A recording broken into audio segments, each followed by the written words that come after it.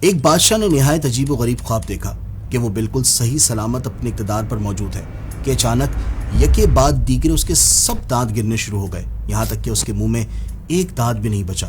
اس خواب کے بعد اس نے ملک بھر سے خوابوں کی تعبیر والوں کو بلایا اور اپنے خواب کی تعبیر پوچھی، لیکن کوئی بھی ایسی تعبیر نہ بتا سکا جس سے بادشاہ کو اطمینان ہوتا۔ انہی معبرین میں دو آدمی ایک کونے میں خاموش بیٹھے تھے جنہوں نے اس گفتگو میں اب تک حصہ نہیں لیا تھا۔ بادشاہ انہیں دیکھ رہا تھا۔ جب سب خاموش ہو گئے تو بادشاہ نے انہیں مخاطب کر کے کہا، سب لوگوں نے تعبیر بیان کی لیکن تم لوگ اب تک نہیں بولے، تم بھی تعبیر بیان کرو۔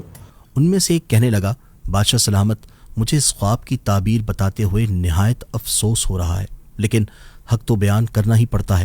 بادشاہ نے کہا، ضرور بتاؤ۔ اس نے کہا، بادشاہ سلامت، آپ کی تمام اولاد آپ کی آنکھوں کے سامنے مر جائے گی، یقیناً اس سے آپ کو بہت دکھ ہوگا جس سے آپ کا بھی انتقال ہو جائے گا۔ یہ سن کر بادشاہ کے ہوش اڑ گئے، اسے بہت غصہ آیا اور اس نے فوراً سپاہیوں کو حکم دیا کہ اسے لے جاؤ اور قید خانے میں ڈال دو۔ جب بادشاہ پرسکون ہوا تو اس نے دوسرے کی طرف دیکھا اور کہا، تم بتاؤ تمہارے نزدیک اس خواب کی تعبیر کیا ہے؟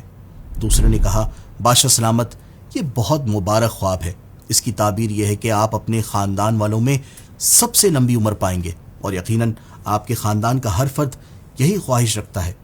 بات اس نے بھی وہی کی کہ اس کی عمر طویل ہوگی اور سارے خاندان کے لوگ اس کے سامنے مر جائیں گے، لیکن اس کا انداز بیاں خوبصورت تھا۔ تو جب بادشاہ نے یہ تعبیر سنی تو بہت خوش ہوا، اس کی ساری پریشانی دور ہو گئی اور غصہ ختم ہو گیا۔ اس نے وزیر کو حکم دیا کہ اسے انعام و اکرام سے نوازا جائے۔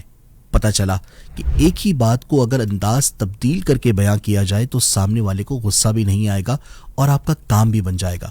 بس سب سے پہلے اپنا ذہن بنانے کی ضرورت ہے۔